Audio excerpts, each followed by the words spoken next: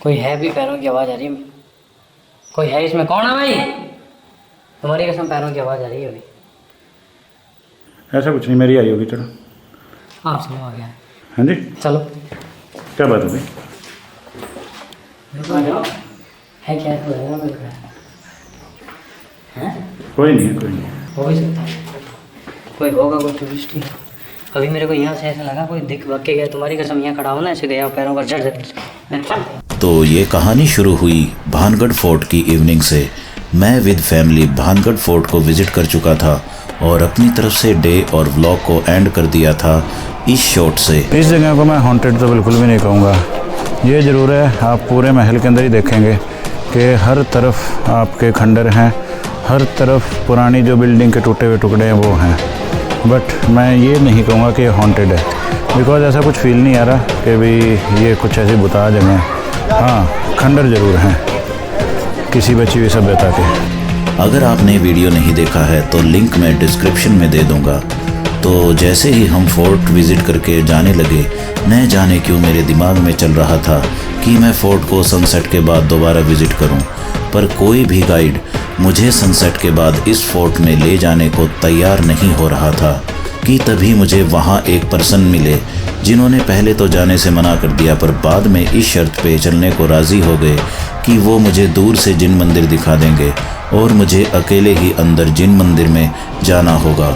और वहाँ है एक दिया जो कि पिछले 40 साल से खुद ब खुद जल रहा है। डील पक्की हुई और हम चल पड़े, और आगे जो होने वाला है आप खुद ही देख लीजिएगा। हमारे साथ जो हुआ उसको जानने के लिए पहले आपको थोड़ा सा अतीत के अंदर झांकना होगा। तो चलिए शुरू करते हैं। 8 किलोमीटर है और Jaipur Agra national highway NH 11 Dausa से 25 किलोमीटर उत्तर में पड़ता है। ये जो शहर है इसमें तीनों तरफ से अरावली माउंटेन है और लंबाई में यू आकार में बसा हुआ शहर है, जिसका क्षेत्रफल है 158 हेक्टेयर। 2 से 3 किलोमीटर ऑल ओवर बसा हुआ है। जिस समय शहर होता था उसमें 18 से 20 हज़ार लोगों का रहने का रेजिडेंस था, उसी पर्पज से बनाया हुआ है। ये देखो, ये पहला जो चूड़ी मार्केट है वो 2-2 मंजिल की हवेलियाँ, ये चूड़ियों का मार्केट है, पूरा बाजार है। वो 2-2 मंजिल की हवेलियाँ अग्रवाल बनिया होती है, जो व्यापारी व्यापार करते थे। उसके नीचे मार्केट है, गहने वगैरह बनाए जाते थे। और ये सारा मेन मार्केट है, मुख्य बाजार। मेरी नहीं है, तीनों ये मुख्य बाजार है। तीनों बाज़ारों में 400 के करीब 460 के करीब शॉप्स हैं। बट सारी दुकानें हैं ना, ये सब विदाउट रूफ है, किसी पे भी रूफ नहीं है। इधर ये हवेलियाँ हैं बहुत सारी, इन पे भी छतें नहीं है। ये सारा शहर घिर गया है। एक ही रात में 2-2 मंजिल की होती थी। ऊपर जो व्यापारी व्यापार करते थे ना, उनका रहने का रेजिडेंस था, नीचे दुकान चलाते थे। बट ये पूरा गिर गया है, इतना हो गया है। देखो ये क्यों गिर गया है, इसका पहले मैं सेटलमेंट बता दूं आपको खूब ध्यान में। देखो, पहले जयपुर बसा भी नहीं था, आमेर होता था। तो आमेर के कच्छावा राजपूतों ने शहर को बनाया है। आमेर के पहले शासक थे राजा भारमल जी की बेटी थी जोधाबाई, जिसकी शादी मुगल सम्राट अकबर से कर रखी थी। और बेटे थे भगवान दास। तो भगवान दास के बेटे जो सवाई मानसिंह जी थे, वो 1556 में यहाँ आते थे, बिकॉज ये कंप्लीट सेंचुरी थी। दिन में शिकार करते थे, रात को एंटरटेनमेंट के लिए मुजरा उजरा होता था। वो 5-7 दिन रुकते थे और आमेर चले जाते थे। उस पर्पज़ से सवाई मानसिंह जी ने इस किले को बना रखा था 3 फ्लोर। बाकी उनका दूसरा बेटा जो माधो सिंह था ना, वो 1599 में यहाँ आया था। और ये पूरा शहर वास्तु के हिसाब से माधो सिंह ने बनाया था। माधो सिंह ने ही इसका नाम भानगढ़ रखा था, बिकॉज माधो सिंह के जो पिताजी थे ना, वो मान सिंह उर्फ भान सिंह लिखते थे पिता के नाम पे। माधो सिंह के 3 बेटे थे। बड़ा वाला अजब सिंह जो 10 किलोमीटर आगे अजबगढ़ है यहाँ से। छोटा छत्र सिंह और वीर सिंह यहाँ रहा। वीर सिंह के कोई संतान नहीं थी। छत्र सिंह के दोनों बेटों को औरंगजेब ने इस्लाम धर्म में कन्वर्ट कर दिया था और मुस्लिम बना दिया था। तो 2 बेटे मुस्लिम हो गए थे ना, उन्होंने मंदिरों से मूर्तियाँ वगैरह हटा दी, कोई मूर्ति नहीं है। और बाहर जो गाड़ियाँ पार्किंग की है ना, उसके नॉर्थ में एक मस्जिद बनाई है, वो मस्जिद बनाई है। 1720 में सवाई जयसिंह जी ने आक्रमण किया, इसको आमेर में मिला लिया, जयपुर आमेर का राजधानी बना दिया, कैपिटल। 1724 में गिर गया, 1727 में नया जयपुर डेवलप कर लिया। देखिए क्यों गिर गया है, इसकी अलग अलग कहानियाँ हैं। आर्कियोलॉजी सर्वे ऑफ इंडिया इसकी देखरेख करता है भारत सरकार। तो गवर्नमेंट ऑफ इंडिया तो ये मानती है 1720 में जब इसको जयपुर आमेर में मिला लिया गया था, और उन्होंने यहाँ रखे थे जागीरदार। जागीरदारों का काम था जनता से लगान लेना। जो लगान लेते थे ना, वो लगभग 40-50%। बट कई बार पानी की कमी थी, अकाल वगैरह होता था, तो जो जागीरदार थे वो जनता को मारते थे, पीटते थे, जुल्म करते थे। तो उन्हीं के जुल्मों से परेशान हो गए, धीरे धीरे लोग यहाँ से जाना स्टार्ट हो गए, लोग चले गए। ये पूरा क्षेत्र अपने आप गिर गया, निर्जन हो गया। ये भारत सरकार मानती है कि पानी की कमी मेन रीज़न रहा होगा, ये गवर्नमेंट ऑफ इंडिया मानती है, लेकिन हिस्ट्री के हिसाब से दो अलग अलग कहानियाँ हैं, वो दोनों ही सत्य है, रियल है। हिस्ट्री के हिसाब से दो कहानियाँ हैं। देखो पहली तो क्या थी, एक बालूनाथ नाम का एक मॉन्क रहता था। ये हवेली है, ये डांसर्स हवेली है, ये सारी पाषाणकालीन खंडों से बनाई हुई है। ईंटों का प्रयोग उस समय नहीं था, ये ऊपर का फ्लोर बाद में बनाया हुआ है। सांस्कृतिक कार्यक्रम, एंटरटेनमेंट के लिए हवेली वगैरह का यूज़ होता था, लेकिन ये पाषाणकालीन खंडों से, ये भी 2 मंजिल की थी, ये भी गिर गई है पूरी। तो साहब दो कहानियाँ हैं जिससे पूरा शहर ये गिर गया था। एक तो मॉन्क, बालूनाथ नाम का एक मॉन्क था, दूसरा है मैजिशियन का। देखो शहर में जब सवाई मानसिंह जी 1556 में आए थे, किले के नीचे एक बालूनाथ नाम का एक साधु तपस्या करता था, मॉन्क। जब सवाई मानसिंह जी आए थे तो उन्होंने ये कहा, राजा हो किला बनाओ, लेकिन इतना बनाओ किले की जो शैडो है ना वो हमारे घर पे नहीं आनी चाहिए। सवाई मानसिंह ने 3 मंजिल, पर उन्हीं के दूसरे बेटे माधव सिंह ने जब इसको 4 मंजिल ऊपर से बनाया, वो साधु शैडो वगैरह आने लगी, साधु वगैरह सब यहाँ से चले गए और ये श्राप दे गए कि हम शहर छोड़ के जा रहे हैं। लेकिन ये श्राप देते हैं आपको भी एक दिन ये शहर वैसे ही छोड़ना पड़ेगा। ये जितनी भी बैंनियन ट्री है 4 से 500 ईयर्स ओल्ड है। देखो साधुओं के बाद एक दूसरी घटना हो गई, जैसे पूरा शहर एक ही रात में साधु श्राप दे के गए, एक ही रात में शमशान में तब्दील हो गया। घटना क्या थी, यहाँ शहर में एक जादूगर रहा करता था जिसका नाम था सिंधा सेवड़ा नाम का।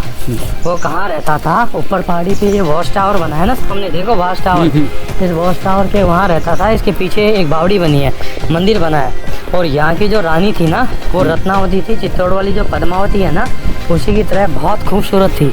तो जादूगर रानी रत्नावती को अपने वशीकरण करना चाहता था। वो क्या सोचा कि मैं राजा को मार के राजा और रानी रत्नावती को मैं अपने वशीकरण कर लेता हूँ। राजा जादूगर क्यों रखते थे, क्योंकि 4 से 500 ईयर्स अगो वेपन्स तो थे नहीं, तीर कमान भाले या आसमान से जो जलती हुई अग्नियाँ आती थी ना, जिसको मोट बोलते थे, ये उन सबको रोकता था। तो साहब एक दिन की बात है, रानी रत्नावती ने अपनी नौकरानी को पीछे बाज़ार में भेजा था। वो तेल इत्र परफ्यूम वगैरह खरीद के ला रही थी। वो जादूगर बाज़ार में छिप के बैठ गया।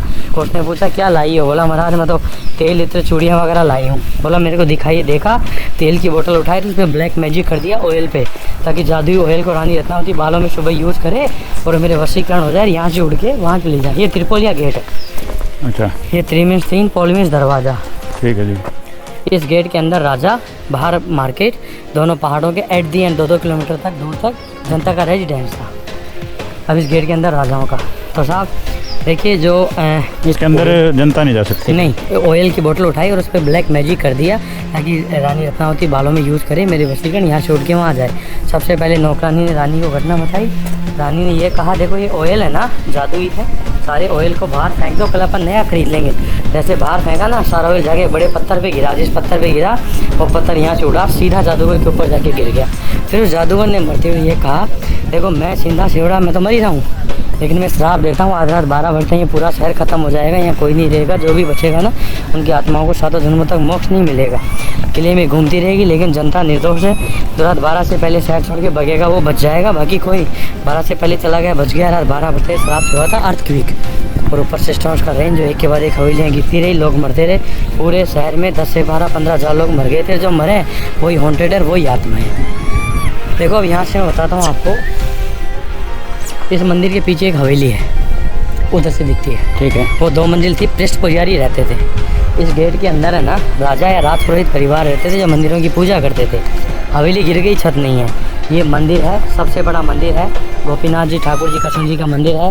साउथ स्ट्रक्चर पे बना है, आर्टिस्टों ने आर्ट करके बनाया है, चीनियातों से गढ़ाई करके पत्थरों से साउथ स्ट्रक्चर पे बना है। कोई इसमें अंदर मूर्ति नहीं है, सबको मुगलों ने खंडित कर दिया, ठीक है। ये मंदिर दूसरा बालूनाथ नाम का चलता है। देखो बालूनाथ नाम का जो साधु था इस हवेली के बीचों बीच रहता था। ये छोटा मंदिर था, हवेली गिर गई, ये छोटा मंदिर बचा हुआ है। दोनों मंदिर सेफ, एक वो सामने सोमेश्वर शिव जी का मंदिर है, वो मंदिर पे शिखर है ऊपर, वो पंचायत नुमा मंदिर है, शिवलिंग है, बट सरकार ने देखो शिवलिंग बना हुआ है, अंदर गाँव वालों ने बनाया, उसको गेट लगा रखा है ताला। उसके नीचे पानी का कुंड है। तीनों ये मंदिर सेफ है।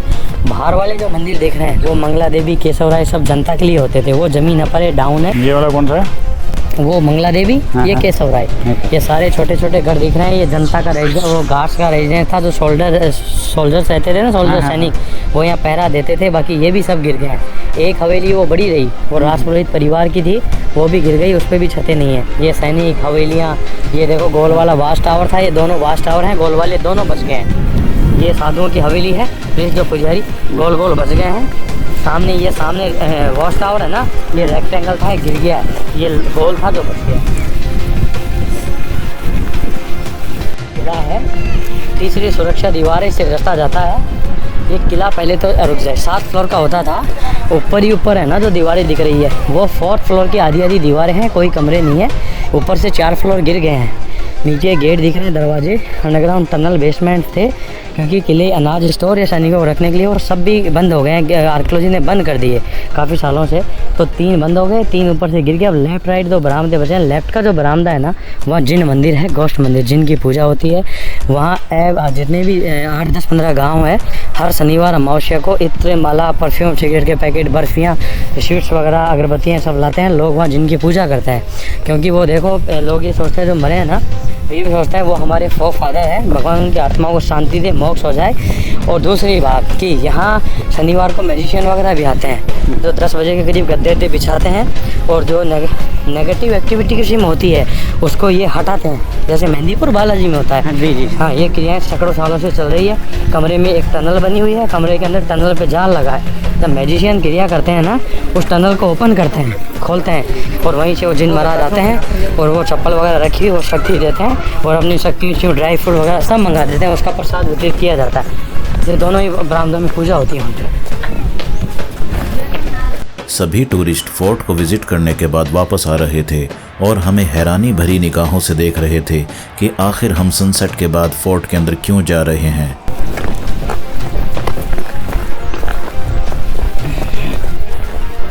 यहाँ साधुओं की पूजा होती है, पूजा में। ये केवड़े के पेड़ हैं, 2 टनल यहाँ से थी, एक ये सिंबल दिख रहा है डोर, यहाँ से टनल थी, वहाँ से टनल थी, और ये सब सरकार ने बंद कर दिया, क्योंकि अंदर लोग जाते थे ना, कोई राजाओं के समय का नेट वगैरह रखा होगा तो सड़ता है, गैस बनाता है, लोग मर जाते हैं। ऊपर से बंद है। ये फर्स्ट एंट्री गेट है, इनको गोते बोलते हैं, वुडन गेट को अंदर घुसने का बिठा दिया गोते। ये बिजली स्टोर किया हुआ, ऊपर 3 सीटिंग व्यवस्था थी, ये कॉन्फ्रेंस रूम, ये पत्थर वगैरह दिख रहे हैं ना सारे, ये चारों तरफ आर्कियोलॉजी ने एक तरफ किया। रिस्टोर किया है आर्कियोलॉजी ने, काफ़ी अच्छा किया है इसके लिए।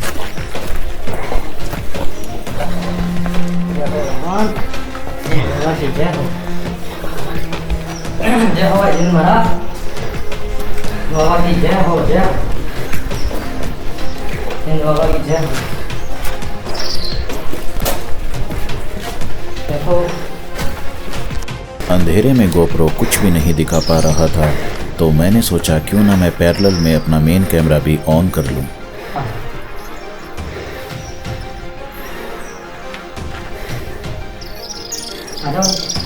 चल, जिन महाराज का मंदिर है, जिन बाबा का मंदिर है, जिन महाराज है। सबसे बड़ी तकलीफ शहर की यही है, यहाँ कमरा बना है। एक सेकंड देखो, ये सिगरेट देखो, ऊपर ताक पे जी दीपक जल रहा है, 40 ईयर से फ्रॉम कंटिन्यू। ये सबसे बड़ी शक्ति है शहर की, सबसे बड़ी शक्ति है शहर की। देखो, जय हो महाराज, जय हो जी, जय।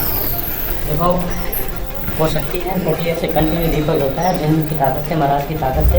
नीचे बर्फी वगैरह, स्विच वगैरह, जाल है, सुरक्षा बहुत बड़ी, वो स्लीपर जाल कहाँ है? ये सामने टनल है ना, वो चप्पल वगैरह रखी हुई है, चप्पल पहन के आते हैं, पूरे बरामदे में गद्दे वगैरह बिछाए जाते हैं, और पूरे को दौड़ वगैरह बजाते हैं। जिन महाराज है ये बहुत अच्छे हैं, ये शक्तियाँ देते हैं। देखो जो नेगेटिव एक्टिविटी जो तिवारी था ना, हाँ जी, यही कैमरे लगाए थे, जो बात की है गल से खड़ी थी।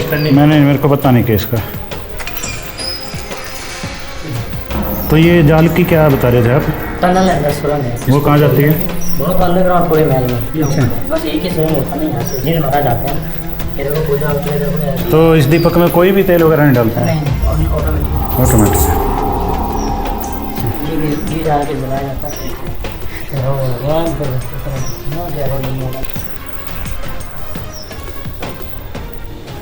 कमरा था बराबर में, कौन सा? उसमें ले जाके भेज। ये कौन जा रहा है दीवार के पीछे?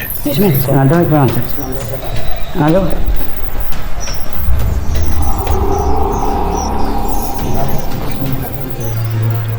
एक सेकंड ही नहीं लगती अंदर। बहुत बड़ी पूजा। हाँ जी, तो उधर से आ जाओ।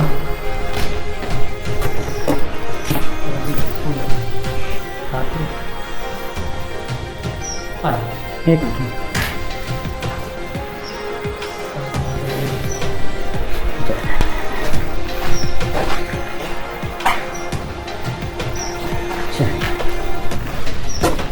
हो गया ना नेचुरलिटी एकांत। है कोई बंदर अंदर? हैं? कबूतर पक्षी दिख रहे हैं? सिर्फ बैट्स दिखेंगे, कुछ नहीं दिखेगा आपको पूरे के लिए। और धीरे धीरे भाई जो भी चले जाएंगे बैट्स होते ये चला,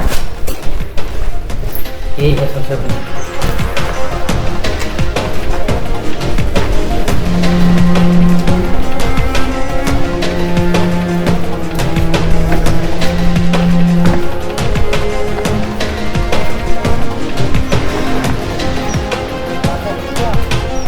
हाँ ऊपर गया तो था, पर कहानी तो नहीं पता। कोई है भी? पैरों की आवाज़ आ रही है। कोई है इसमें? कौन है भाई? तुम्हारी कसम पैरों की आवाज़ आ रही है। ऐसा कुछ नहीं, मेरी आई होगी। चलो पाप शुरू हो गया। हाँ जी चलो। क्या बात होगी? है क्या?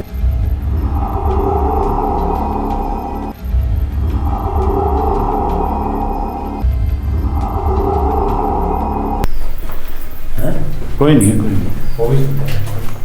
कोई होगा कोई टूरिस्ट। अभी मेरे को यहाँ से ऐसे लगा कोई दिख भाग के गया। तुम्हारी कसम यहाँ खड़ा हो ना, ऐसे गया पैरों का झट। अच्छा तुम आपकी कौन है भाई?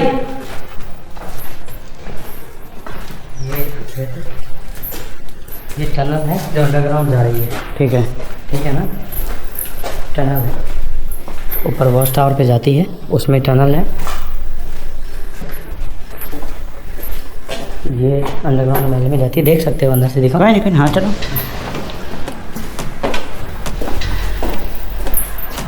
अच्छा ऊपर बैठे होंगे।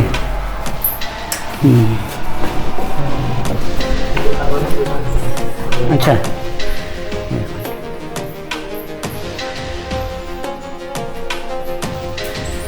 कैमरे काम नहीं करते कई बार। नहीं ऐसा कुछ नहीं, ये तो इसका उसमें है थोड़ा सा। ये कमरे हैं, अंदर इसमें 5 कमरे हैं, सुरंग है, 5 कमरे हैं। लाइट कम है ना।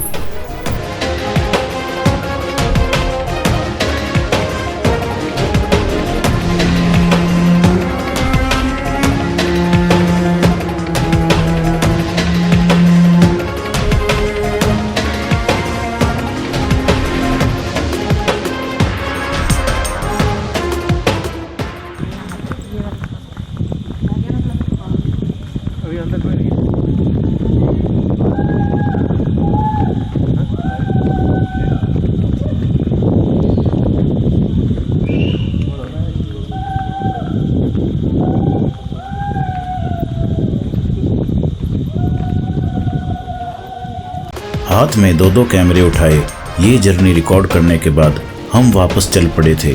हमने अपनी विजिट के दौरान 4 से 5 बार अलग अलग पैरानॉर्मल एक्टिविटीज़ नोटिस की। कई बार ऐसा लगा कि जैसे कोई हमारे साथ साथ चल रहा है, और कई बार लगा कि कोई हमें चुपके से देख रहा है। अगर YouTube के लिए कंटेंट की तलाश न होती तो शायद मैं सनसेट के बाद जाता ही नहीं इस फोर्ट में। अगर आपको ये वीडियो अच्छा लगा हो तो चैनल को अपने फ्रेंड सर्कल में शेयर ज़रूर कर दीजिएगा। मिलते हैं अगले व्लॉग में, तब तक के लिए take care, stay healthy, stay safe, good bye.